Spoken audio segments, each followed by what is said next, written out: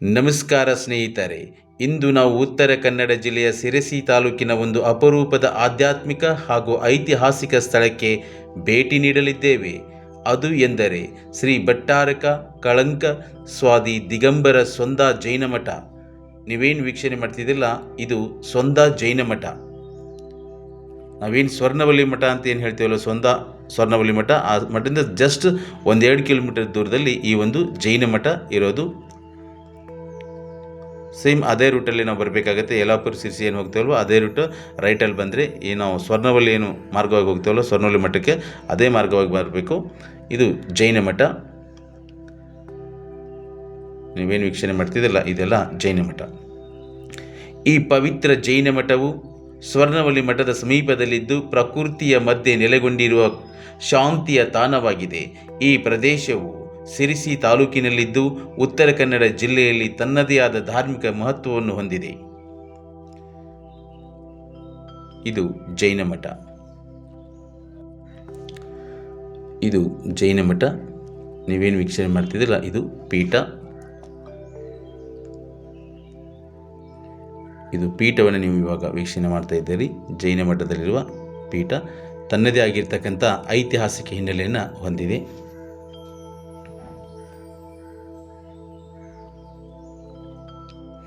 ಜೈನ ಧರ್ಮದ ದಿಗಂಬರ ಪರಂಪರೆಯೊಂದಿಗೆ ಸಂಬಂಧ ಹೊಂದಿರುವ ಒಂದು ಪ್ರಮುಖ ಮಠವಾಗಿದೆ. ಜೈನ ಸಂಸ್ಕೃತಿಯಲ್ಲಿ ಭಟ್ಟಾರಕರು ಧರ್ಮದ ಸಂರಕ್ಷಕರು ಮತ್ತು ಮಾರ್ಗದರ್ಶಕರಾಗಿ ಪರಿಗಣಿಸಲ್ಪಟ್ಟಿದ್ದಾರೆ. ಈ ಮಠವು ಹಲವು ಶತಮಾನಗಳಿಂದ ಜೈನ ಧರ್ಮದ ಪ್ರಚಾರ ಹಾಗೂ ಆಧ್ಯಾತ್ಮಿಕ ಮಾರ್ಗದರ್ಶನ ನೀಡುತ್ತಾ ಬಂದಿದೆ. ಇಲ್ಲಿ ಧರ್ಮೋಪದೇಶ, ಶಾಸ್ತ್ರಾಧ್ಯಯನ ಮತ್ತು ಸಮಾಜದ ಧಾರ್ಮಿಕ ಚಟುವಟಿಕೆಗಳು ನಡೆಯುತ್ತವೆ.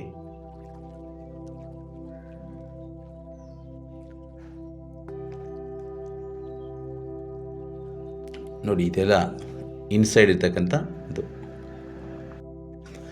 ಜೈನ ಧರ್ಮವು ಅಹಿಂಸೆ, ಸತ್ಯ ಮತ್ತು ಸಂಯಮವನ್ನು ಮುಖ್ಯವಾಗಿ ಸಾರುವ ಧರ್ಮವಾಗಿದೆ.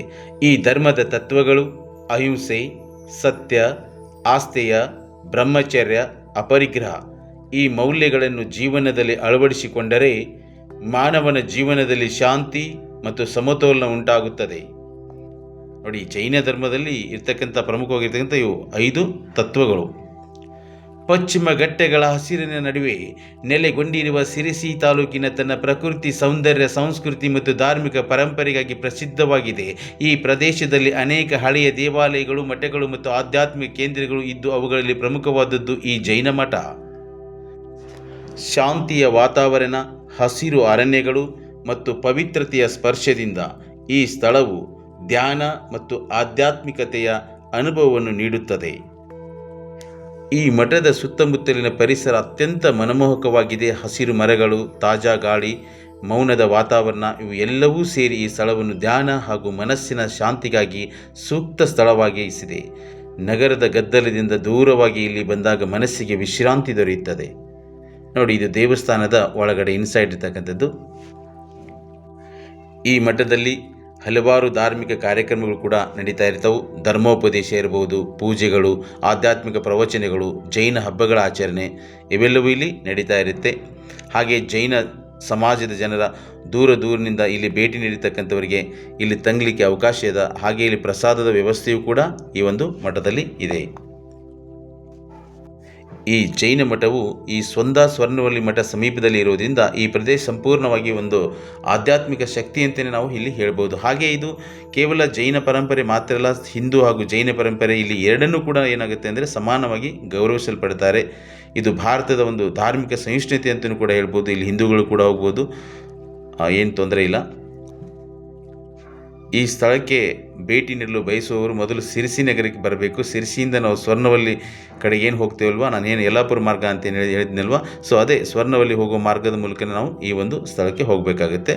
ಈ ಪ್ರಕೃತಿ ಬಹಳ ತುಂಬ ಸೌಂದರ್ಯದಿಂದ ಕೂಡಿರುತ್ತೆ. ಯಾಕೆ ಅಂತಂದರೆ ಈ ಒಂದು ಸ್ಥಳ ಇರೋದು ಈ ನಿತ್ಯ ಹರಿದ್ವರ್ಣ ಕಾಡುಗಳಲ್ಲಿ. ನಿತ್ಯ ಹರಿದ್ವರ್ಣ ಕಾಡುಗಳು ಹೇಗೆ ಅಂತಂದರೆ ಯಾವಾಗಲೂ ಹಚ್ಚ ಹಸಿರಿನಿಂದ ಕಂಗೊಳಿಸ್ತಾ ಇರ್ತಾವೆ. 2012ರಲ್ಲಿ ಈ ನಿತ್ಯ ಹರಿದ್ವರ್ಣ ಕಾಡುಗಳನ್ನು ವಿಶ್ವ ಪಾರಂಪರಿಕ ತಾಣಗಳಲ್ಲಿ ಸೇರಿಸಿದ್ದಾರೆ, ತಾಣಗಳ ಪಟ್ಟಿಗೆ. ಯಾಕೆಂದರೆ 1986ರಲ್ಲಿ ಹಂಪಿಯನ್ನು ವಿಶ್ವ ಪಾರಂಪರಿಕ ಪಟ್ಟಿಯಲ್ಲಿ ಸೇರಿಸಿದರು. ಹಾಗೆ 1987ರಲ್ಲಿ ಬಾಗಲಕೋಟೆ ಜಿಲ್ಲೆಯ ಪಟ್ಟದಕಲ್ಲನ್ನು ವಿಶ್ವ ಪಾರಂಪರಿಕ ತಾಣಕ್ಕೆ ಸೇರಿಸಿದರು. ಹಾಗೆ 2012ರಲ್ಲಿ ಈ ಒಂದು ಪಶ್ಚಿಮ ಘಟ್ಟವನ್ನು ವಿಶ್ವ ಪಾರಂಪರಿಕ ತಾಣಕ್ಕೆ ಸೇರಿಸಿದ್ದಾರೆ. ಹಾಗೆ ಇತ್ತೀಚೆಗೆ 2023ರಲ್ಲಿ ಬೇಲೂರು ಹಳೆಬೀಡುಗಳ ಒಂದು ಏನು ದೇವಸ್ಥಾನ ಸಂಗಮ ಇದೆಯಲ್ಲ ಅದನ್ನು ಕೂಡ ವಿಶ್ವ ಪಾರಂಪರಿಕ ತಾಣ ಪಟ್ಟಿಗೆ ಸೇರಿಸಿದ್ದಾರೆ. ಕರ್ನಾಟಕದಲ್ಲಿ ಪ್ರಸ್ತುತ 4 ಸ್ಥಳಗಳು ವಿಶ್ವ ಪಾರಂಪರಿಕ ಪಟ್ಟಿಯಲ್ಲಿ ಇವೆ. ಈ ಒಂದು ಸ್ಥಳವು ನಿತ್ಯ ಹರಿದ್ವರ್ಣ ಕಾಡುಗಳ ಮಧ್ಯದಲ್ಲಿರೋದ್ರಿಂದ ತುಂಬ ಸುಂದರವಾಗಿದೆ. ಇದು ನೋಡಿ ಪ್ರಸಾದದ ವ್ಯವಸ್ಥೆ ಇರತಕ್ಕಂಥ ಒಂದು ಸ್ಥಳ. ಇಲ್ಲಿ ಭಕ್ತಾದಿಗಳು ಪ್ರಸಾದವನ್ನು ಪಡಿಬೋದು.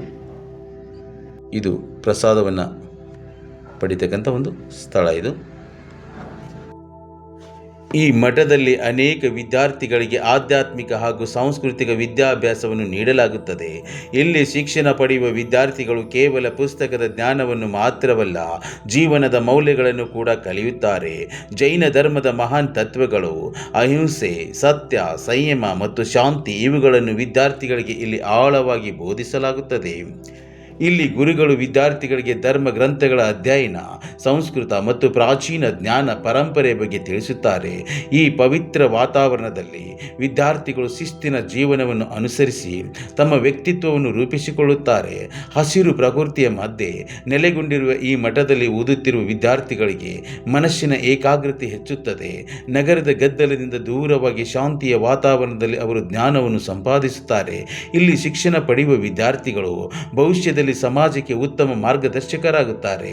ಅವರು ಕೇವಲ ತಮ್ಮ ಜೀವನವನ್ನು ಸುಂದರವಾಗಿಸಿಕೊಳ್ಳುವುದಲ್ಲ, ಸಮಾಜದಲ್ಲಿ ಒಳ್ಳೆಯ ಸಂದೇಶವನ್ನು ಹರಡುತ್ತಾರೆ.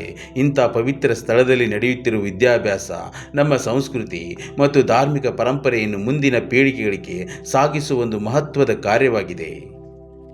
ಇದೊಂದು ಕೇವಲ ಮಠವಲ್ಲ, ಇದು ಜ್ಞಾನ, ಸಂಸ್ಕಾರ ಮತ್ತು ಆಧ್ಯಾತ್ಮಿಕತೆಯ ಪವಿತ್ರ ಮಂದಿರವಾಗಿದೆ. ಇಲ್ಲಿ ನಡೆಯುವ ವಿದ್ಯಾಭ್ಯಾಸ ಮತ್ತು ಧಾರ್ಮಿಕ ಪರಂಪರೆ ನಮ್ಮ ಸಂಸ್ಕೃತಿಯ ಮಹತ್ವವನ್ನು ನೆನಪಿಸುತ್ತವೆ. ಇಂಥ ಅಮೂಲ್ಯ ಸ್ಥಳಗಳನ್ನು ಭೇಟಿ ಮಾಡಿ ಅದರ ಮಹತ್ವವನ್ನು ಅರಿಯುವುದು ನಮ್ಮ ಭಾಗ್ಯ ಅಂತ ಹೇಳ್ತಾ ಈ ವಿಡಿಯೋನ ಇಲ್ಲಿಗೆ ಮುಗಿಸ್ತಾ ಇದ್ದೇನೆ. ಮತ್ತೊಂದು ವಿಡಿಯೋದೊಂದಿಗೆ ಸಿಗೋಣ. ಅಲ್ಲಿವರೆಗೂ ಎಲ್ಲರಿಗೂ ನಮಸ್ಕಾರ.